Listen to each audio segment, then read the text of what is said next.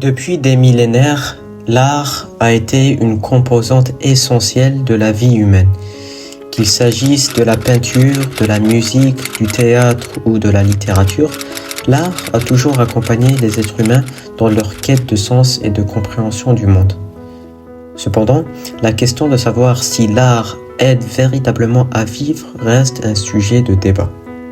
L'art, en tant que miroir de la condition humaine, peut-il nous offrir des réponses aux questions existentielles que nous posons?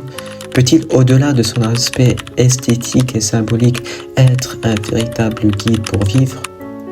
Cette vidéo se propose alors de réfléchir à la manière dont l'art peut non seulement être un moyen d'expression, mais aussi un outil pour enrichir et améliorer l'existence.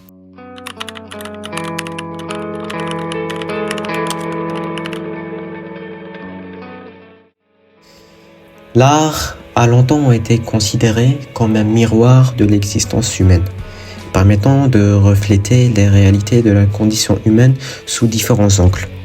À travers les siècles, les artistes ont cherché à exprimer des émotions, des idées, des souffrances ou des espoirs, créant ainsi une forme de dialogue entre l'artiste et son public.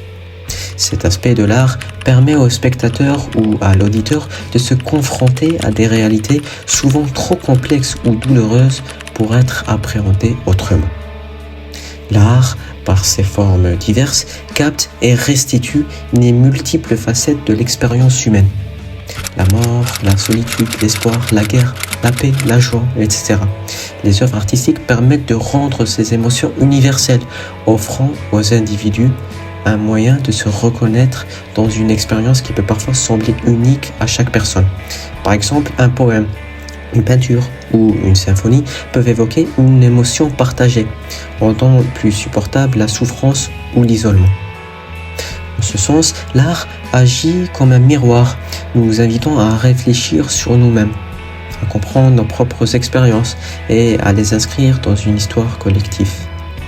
Cet effet miroir qui nous permet de voir sous un autre jour peut ainsi être une véritable aide à vivre, en offrant une forme de catharsis ou de libération émotionnelle.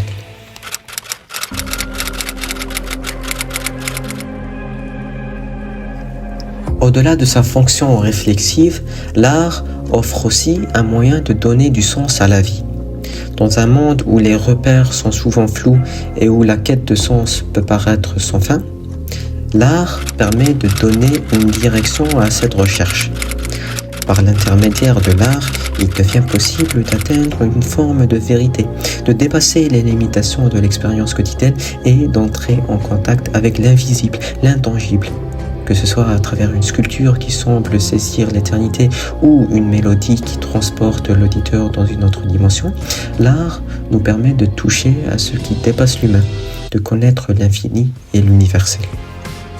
Les grandes œuvres de l'histoire de l'art, qu'elles soient religieuses, philosophiques ou simplement existentielles, ont souvent servi de guide spirituel ou intellectuel, permettant aux individus de se projeter au-delà de leurs propres conditions et de se relier à quelque chose de plus grand qu'eux. Prenons l'exemple de la musique classique qui, à travers sa capacité à toucher l'âme, donne une impression d'intemporalité et de perfection.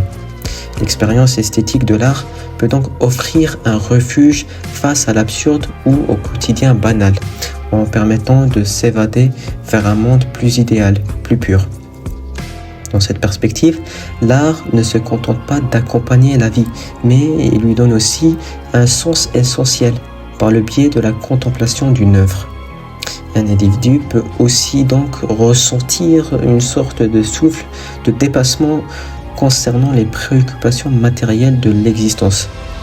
L'art devient ainsi un moyen de nourrir l'âme, une ressource intérieure qui aide à traverser les difficultés de la vie.